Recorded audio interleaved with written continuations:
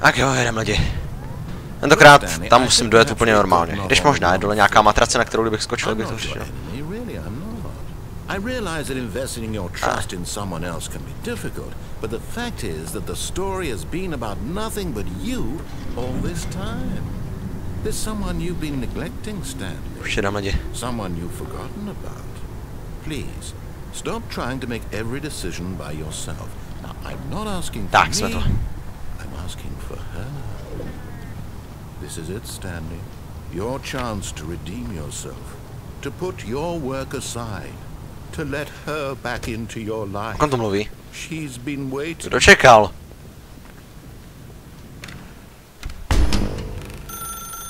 That's her, Stanley. You need to be the one to do this. To reach out to her. Halo?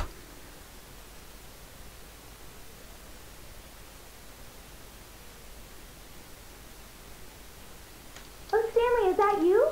Hold on, sweetie. Sorry to keep you waiting. I'm just pulling the bread out of the oven. All right. Okay, there we go. All right, now, I want you to come in and tell me all about your day. What the fuck? Gotcha. Oh, come on. Did you actually think you had a loving wife who'd want to commit their life to you? I'm trying to make a point here, Stanley. I'm trying to get you to see something. Come inside. Let me show you what's really going on here. This is a very sad story about the death of a man named Stanley. Ne! Stanley is quite a boring fellow. He has a job that demands nothing of him, and every button that he pushes is a reminder of the inconsequential nature of his existence. Look at him there, pushing buttons, doing exactly what he's told to do. Now he's pushing a button. Now he's eating lunch. Now he's going home. Now he's coming back to work. One might even feel sorry for him, except that he's chosen this life. But in his mind, in his mind he can go on fantastic adventures. From behind his desk, Stanley dreamed of wild expeditions into the unknown. Fantastic discoveries of new lands. It was wonderful. And each day that he returned to work was a reminder that none of it would ever happen to him. And so he began to fantasize about his own job. First, he imagined that one day while at work, he stepped out from his desk to realize that all of his co-workers, his boss, everyone in the building had suddenly vanished off the face of the earth. The thought excited him terribly. So he went further. He imagined that he came to two open doors and that he could go through either. At last, choice. It barely even mattered what lay behind each door. The mere thought that his decisions would mean something was almost too wonderful to behold. As he wandered through this fantasy world, he began to fill it with many possible paths and destinations. Down one path lay an enormous round room with monitors and mind controls. And down another was a yellow line that read in many directions. And down another was a game with a baby. And he called it the Stanley Parable. It was such a wonderful fantasy, and so in his head he relived it again, and then again, and again, over and over, wishing beyond hope that it would never end, that he might always feel this free. Surely there's an answer down some new path. Mustn't there be? Perhaps if he played just one more time. But there is no answer. How could there possibly be? In reality, all he's doing is pushing the same buttons he always has. Nothing has changed. The longer he spends here, the more invested he gets, the more he forgets which life is the real one.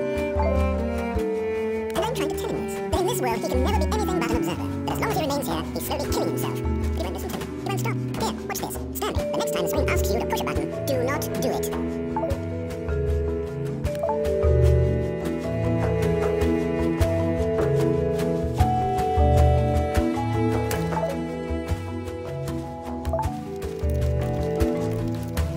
Ej, ty hodiny jsou funkční. Wow. Co to sakra? Kudy si prohnal hurikán? Just a step through this door, Stanley thought to himself, that's all I need. If I can make it through this door, I can make it through them all. Přijde tolik papíru. On his left. Takže tentokrát poslechnu. Dobře.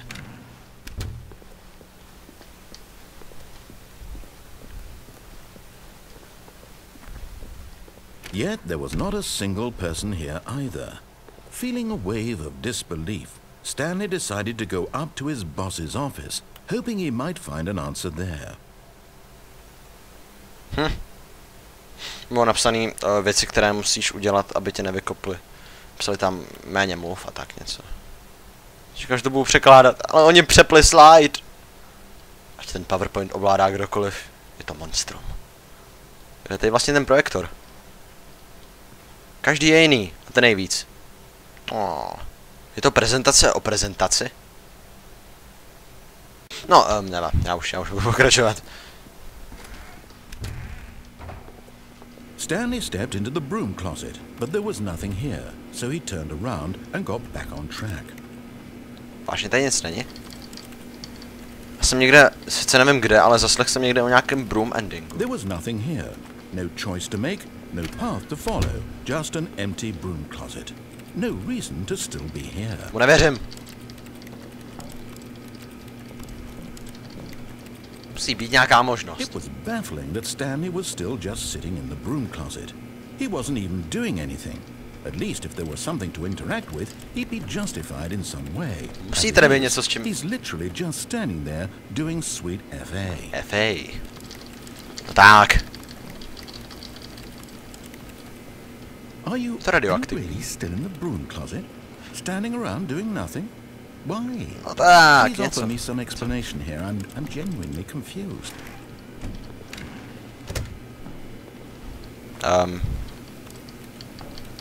You do realize there's no choice or anything in here, right?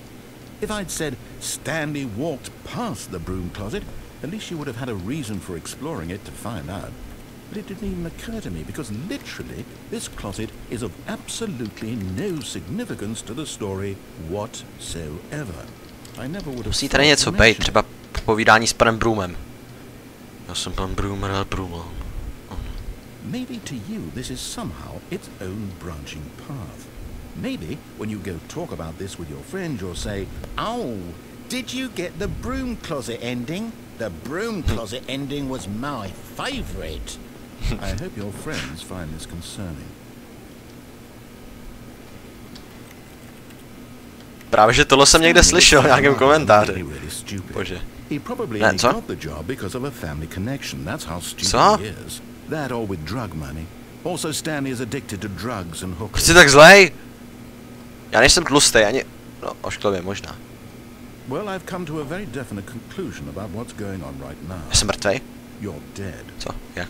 You got to this broom closet, explored it a bit, and were just about to leave because there's nothing here, when a physical malady of some sort shut down your central nervous system and you collapsed on the keyboard. Já jsem kolapsoval na In a klávesnici. situation like this, the responsible thing is to alert someone nearby so as to ensure that your body is taken care of before it begins to Já nechci dekompostovat.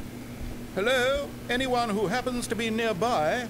The person at this computer is dead. Což jsem vážně mrtvej. He or she has fallen prey to any number of your countless human physiological vulnerabilities. It's indicative of the long-term sustainability of your species. Please remove their corpse from the area and instruct another human to take their place at the computer, making sure they understand basic first-person video game mechanics Furt mluví v and caps locku filling them in on the zatraceně. history of narrative tropes in video gaming, so that the irony and insightful commentary of this game is not lost on them. All right, when you've done that, just step out into the hallway. Ah, second player, it's good to have you on board. I guarantee, coming to a staircase, Stanley walked upstairs to his boss's office. Ují. Wow. Co dělá tohle?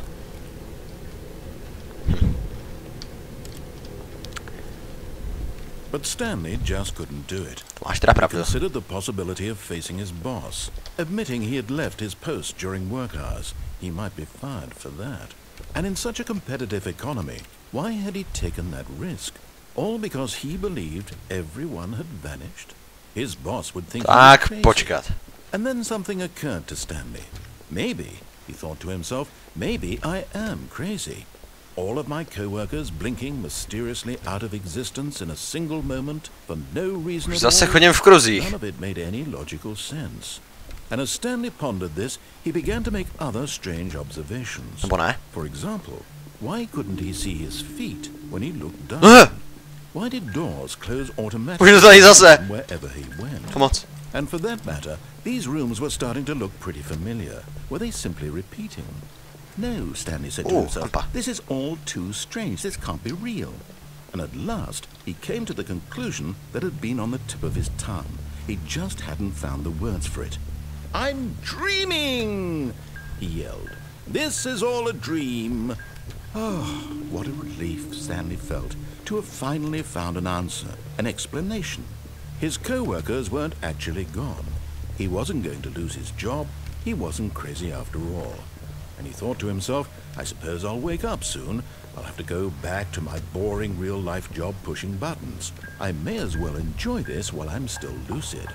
So, he imagined himself flying and began to gently float above the ground. Oh. Then he imagined himself soaring through space on a magical star field, and it too appeared. It was so much fun, and Stanley laughed that he had still not woken up.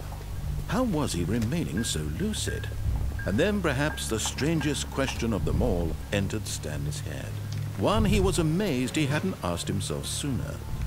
Why is there a voice in my head dictating everything that I'm doing and thinking? Now the voice was describing itself being considered by Stanley, who found it particularly strange. I'm dreaming about a voice describing me, thinking about how it's describing my thoughts, he thought. The fuck? And while he thought it all very odd, and wondered if this voice spoke to all people in their dreams, the truth was that, of course, this was not a dream. How could it be?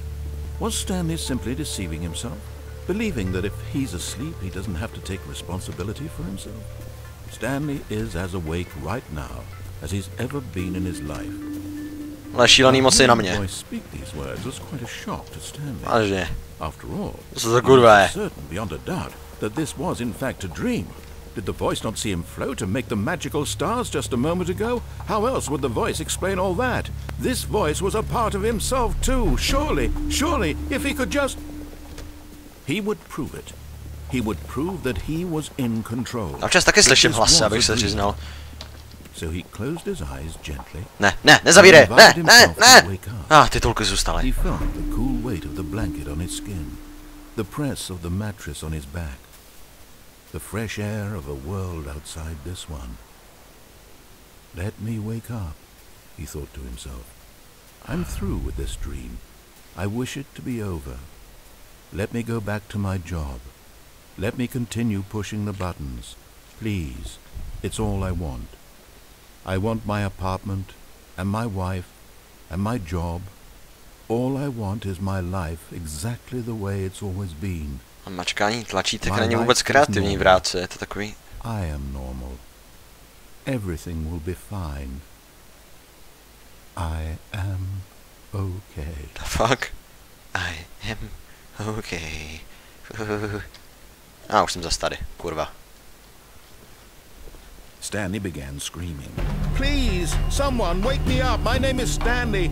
I have a boss. I have an office. I am real. Please, just someone tell me I am real. I must be real. I must be connected to my voice. Who am I? Who am I? And everything went black. Whoa. This is the story of a woman named Mariella. Mariella woke up on a day like any other. She arose, got dressed, gathered her belongings, and walked to her place of work. But on this particular day, her walk was interrupted by the body of a man. Takže on celou tu dobu pobíhal po ulici, byl úplně šílený a řval. Pak umřel. And although she would soon turn to go call for an ambulance, for just a few brief moments, she considered the strange man. He was obviously crazy. This much she knew. Everyone knows what crazy people look like. And in that moment, she thought to herself how lucky she was to be normal. I am sane. I am in control of my mind. I know what is real and what isn't. It was comforting to think this, and in a certain way, seeing this man made her feel better. But then she remembered the meeting she had scheduled for that day. The very important people whose impressions of her would affect her career, and by extension, the rest of her life. She had no time for this, so it was only a moment that she stood there, staring down at the body. And then she turned and ran. Coming to a staircase, Stanley walked upstairs to his boss's office. Oh, to vypadá luxusně, šéfe. Potřebuji na záchod. No neba. To je takový středověký, nebo novověký, těžko říct. Prostě to tady vypadá krásně. Tady máš na monitoru. To je roztomilý polštářek. Stepping into his manager's office, Stanley was once again stunned to discover not an indication of any human life. Shocked, unraveled, Stanley wondered in disbelief who orchestrated this, what dark secret was being held from him. What he could not have known was that the keypad behind the boss's desk guarded the terrible truth that his boss had been keeping from him. And so the boss had assigned it an extra secret PIN number, 2845. But of course, Stanley couldn't possibly have known this. No, když tady ten boss není, jak se možná můžu dát trošku vínečka. Dobré. No, tohle je ikona, nebo jako dá se říct, jo, vlastně ikona, no. Když hrajete tu hru a minimalizujete to, tak se vám ukáže tam ten chlapík v té kravatě.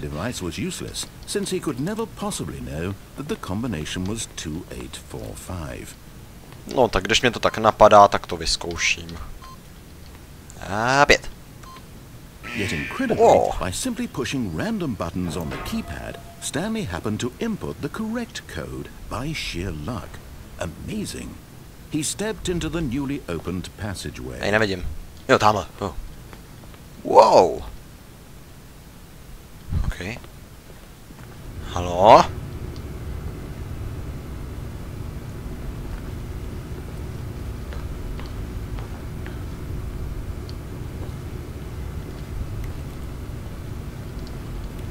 To je asi nic. No tak předpokládám, že jedem dolů, no.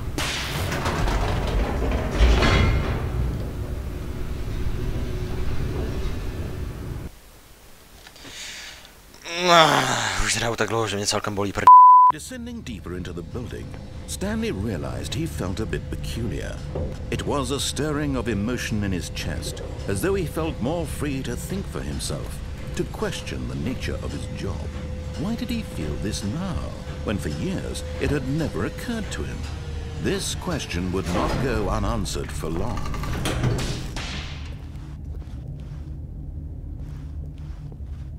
Stanley walked straight ahead through the large door that read Mind Control Facility. France, v Paříži. Tam je 54 pater a dá to za nějakých 20 sekund, no tak něco. To je, co já dám. A dám escape. Although this passageway had the word escape written on it, the truth was that at the end of this hall, Stanley would meet his violent death. The door behind him was not shut. Stanley still had every opportunity to turn around and get back on track. Co čeká na konci té chodby? Násilná Stanley was smrt. making a conscious, concerted effort to walk forward and willingly confront his death. To nevypadá moc děsivě.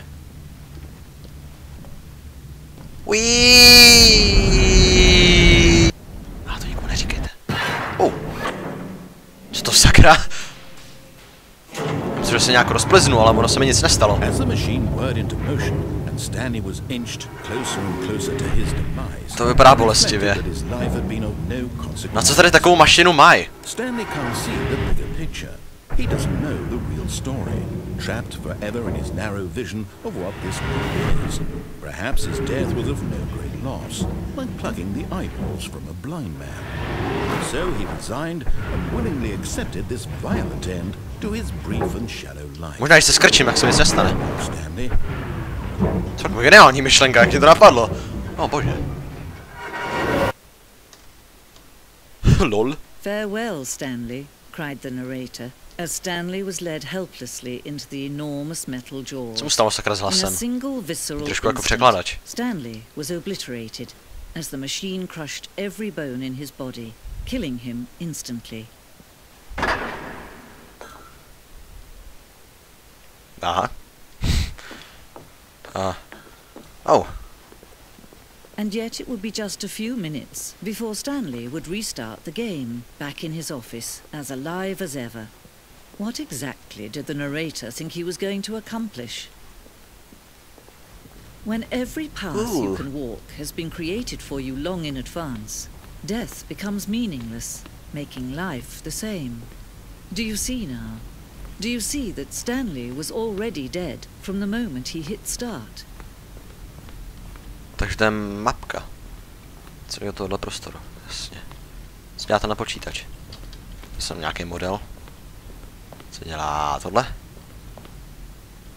Jak se tohle to jmenuje? Sakra, si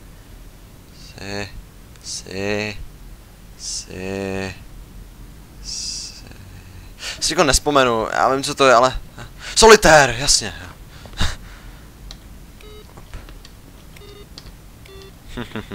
No se dá zahrát něco, nějaká písnička. No tak teď už ne, škoda.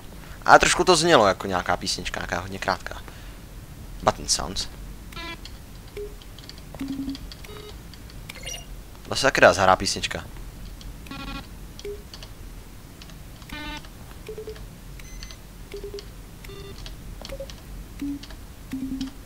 Super. Tady vám zahraju písničku na počítače. Úžasné. Takže tady jsou titulky.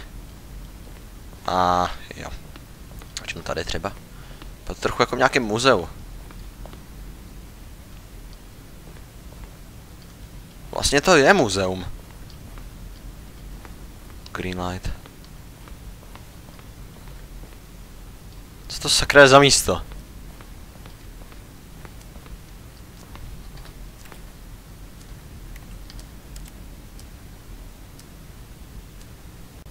No neba, jdem sem. Oh, look at these two. How they wish to destroy one another. How they wish to control one another. How they both wish to be A tě vypnu! ne. Can you see? Ah, Can you tak, see sakra. how much they need one another? Může ji někdo vypnout? No, perhaps not. Sometimes these things cannot be Protože seen. nějak bolí prdel. Vážně jsem se přesadil. You can still save these two. You can stop the program before they both. Ne, dobrý, budu se koukat na to, jak mě rozdrží. Já chci být palačinka. There's no other way to beat this game. Promiň, ženská. Forward, you'll be walking someone else's path. Stop now. Only true To choice. vypadá zajímavě. Určitě spousta srandy. Chtěl by to nějakou fotku na profilovku. Choose for you. Don't let